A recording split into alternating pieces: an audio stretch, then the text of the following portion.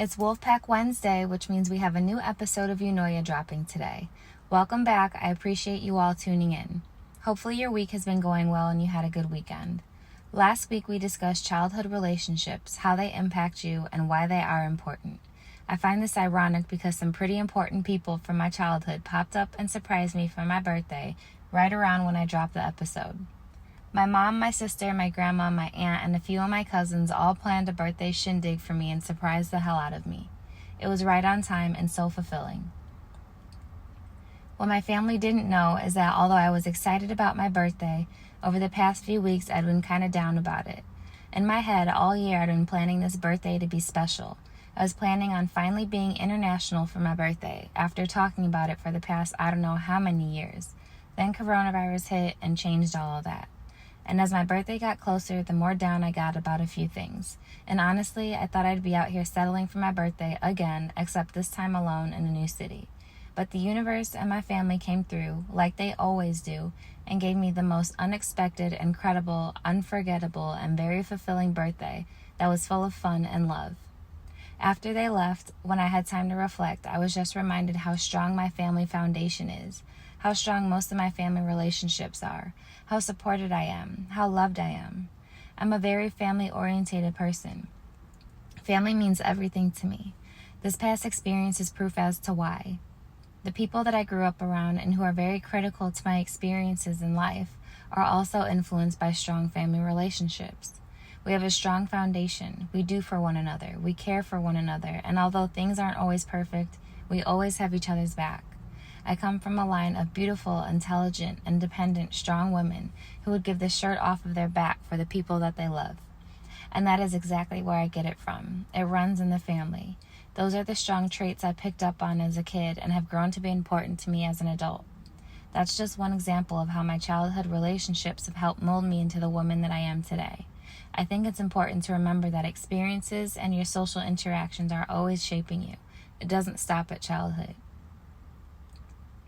When thinking about outer relationships, one phrase that comes to my mind is get comfortable, which happens to be our topic of the day, or the week, I guess. There are so many different aspects that you have to get comfortable with if you want to maintain the balance. If you don't willingly allow yourself to become comfortable, you will most definitely be forced into becoming comfortable with them by the universe. And I promise you, when the universe has to force you into situations because you are unwilling to be open, the lesson tends to hit a little bit harder. One of the things that you have to be comfortable with is being uncomfortable. I know that sounds a little crazy, but the reason I say this is because the things that push you in life to know what you like or what you don't like are usually through the things that cause discomfort, like emotions. The only way to get through that level of discomfort is doing and feeling things that you probably are not used to doing or feeling, which is an uncomfortable feeling within itself. If someone calls you a name or hurts your feelings, that should make you uncomfortable, which should be a trigger for you to create a boundary. If you aren't used to doing something such as creating a boundary or expressing yourself, the initial feeling is going to be uncomfortable. Yet, despite the feelings of discomfort, you still must express yourself in order to maintain your balance and your power. You have to know that life isn't meant to be comfortable all the time, and it's more so about growth. You cycle through different levels of discomfort to reach an overall baseline of comfort. With that comes growth, balance, and personal power. If you're always comfortable, that's probably a good indicator that you're not growing. You should also get comfortable with your emotions. Your emotions are yours. They will live with you forever, so you might as well get very well acquainted with them. After all, we have them for a reason, and we interact with them every day, several times a day. Your emotions are your friends, and although they may be uncomfortable sometimes, which is why I said the first thing you want to do is get comfortable with being uncomfortable, they are extremely useful. Our emotions are our indicators of what feels good and what doesn't feel good. They trigger responses. They teach us and are there to help keep us balanced and aligned. Everything in life makes us feel a certain type of way: a job, a person, an interaction, an experience, a thought, a memory, etc. Our goal should be to maintain positive emotions the majority of the time. Therefore, we need to get comfortable with our emotions. We need to understand them, be aware of them, and utilize them to help establish our boundaries, maintain a peaceful mindset, and maintain healthy, balanced relationships. If something feels good, then naturally we're going to want more of it. If something feels bad, then we should take action to reflect on why we feel that way. Establish boundaries and communicate those feelings and boundaries with whoever needs to hear it, even if that person is ourselves. This is how we maintain our balance and put effort into maintaining healthy relationships. I just mentioned that our emotions help us establish our boundaries. While establishing boundaries is something that I was never good at. Being a natural-born people pleaser, that's just something that I didn't practice with myself. The only time I firmly established boundaries is when it came to other people or animals being treated poorly, especially the ones that couldn't and wouldn't fend for themselves. That's actually pretty laughable, seeing as how I was one of those people, but I somehow found my voice when it came to others. Boundaries are so important. Without them, we get walked over, we get abused or become the abuser. Without boundaries, we get taken advantage of or take advantage of other people. Without them, there are no limits. Having no limits is great when it comes to your abilities, capabilities, and dreams, but we have to have limits with our energy. We have to have limits with what we allow or don't allow. We have to have limits and boundaries in order to teach people how to treat us. Without boundaries, we have a really high chance of becoming resentful, angry, stuck, and unbalanced. This is where our emotions come into play. Separate every experience by emotion. Which ones make you feel good and which ones make you feel bad? Pay attention to what consistently makes you feel happy emotions and what consistently makes you feel more negative emotions. Use those to determine your boundaries with who and what you're going to allow in your life and how much you're going to allow. Boundaries teach people how to treat us. They allow others to understand what is acceptable behavior if they want to maintain a relationship and avoid conflict. Boundaries are what keep us balanced and are intended to keep our emotions at bay. If we are consistently giving with no limit, when does our cup get refilled? If we always shut people out, when do we allow room for relationships? If something feels really good, at what point do we say, okay, take a break? If there's one person or thing that consistently pushes the boundary and triggers negative emotions within you, then that should be a sign for reevaluation of whether to keep that thing in your life or create a more strict boundary with it.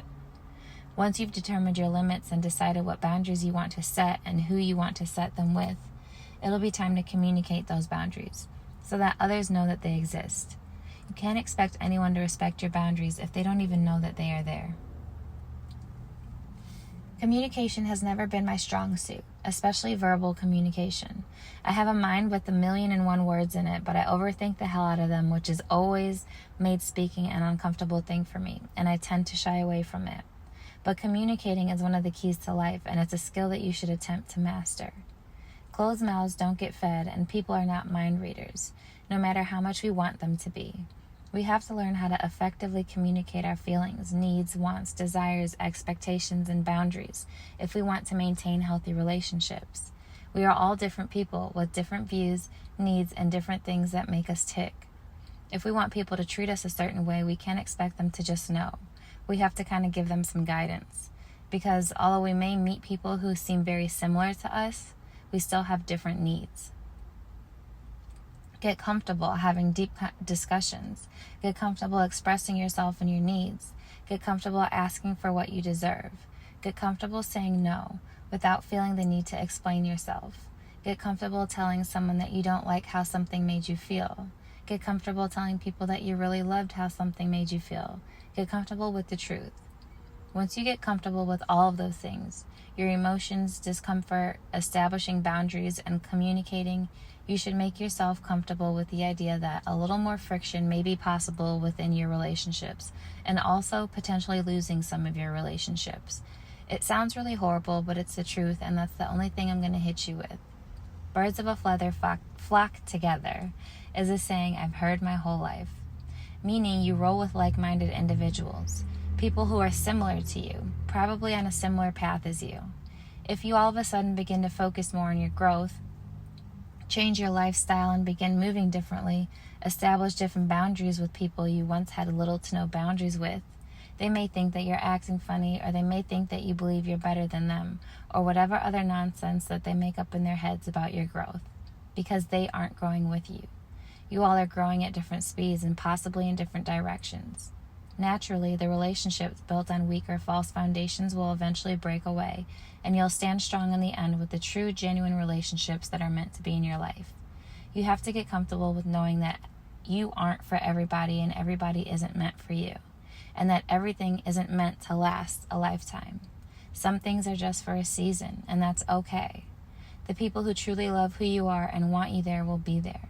The people who are meant to be there will be there. It's a cycle. Each level of growth requires shedding the old dead weight in order to flourish and receive. So as terrible as it may sound, it's not a bad thing. It's actually one of the best things for you. It's what Wabi Sabi is all about, finding beauty in the imperfections of life, seeing the beauty in the cycle of life and death, the cycles of growth and decay. So get comfortable, hence the name of the episode. Get comfortable with all the things that make you uncomfortable. Through them you find success. Through them you can reach your highest potential. For the sake of this season of EUNOIA, to focus on having healthy outer relationships, all of the components that I touched upon today are vital in my opinion. Becoming comfortable with your feelings, establishing boundaries, communicating your feelings, knowing that everybody won't stay forever and that's okay. Basically, if you're anything like me, get comfortable with being uncomfortable because none of those components come naturally to me. I have to force myself to make them a consistent habit on a daily basis. I had to retrain myself to think this way and to make these things an active part of my life. I said this in the first episode of season 1, and I'm sure it won't be the last, but this journey of growth, this path to EUNOIA is far from easy. It's going to push you in ways that you've avoided your whole life and bring up emotions that you've suppressed. This journey is going to challenge you, but these challenges are all for the highest good of you and your future. These challenges are here to push you to grow and reach your highest potential. So don't shy away from it. Embrace it and roll with the punches it throws at you. That's all I have today. But I did forget to make a special announcement last week. I forgot to mention something new that I wanted to try out this season. So feel free to leave me some feedback and let me know what you think. I've decided to utilize my oracle cards and pull some weekly energy for the EUNOIA Collective. I'll pull the card or cards and discuss them on the show and post them on Instagram for you to see. Check them out, take in the visuals, pay attention to the details, the numbers associated. Pay attention to everything. If something sticks out to you, Google the meaning of it and see if it resonates with you. If the card triggers you, that's probably a message that you needed to hear. If it doesn't, that's fine too. Everything isn't meant for everybody, as we discussed in this episode, so simply take what resonates and leave what doesn't. Last week, the card that came out was Self-Reflection. Card 17, which equals 8. I thought that was the perfect card to come out for the first episode of the second season of a podcast that's completely about growth and self-reflection. This week, 2 oracle cards came out. Honesty. I can't always expect the truth from others, but I can expect it from myself. And surrender. I can release my need to control. Feel free to leave me feedback on this episode or these oracle messages. I'm always interested in hearing from you all. Thanks again for listening. We will be back next week with episode 3. Peace and love, guys. Have a great week. Sable Danielle.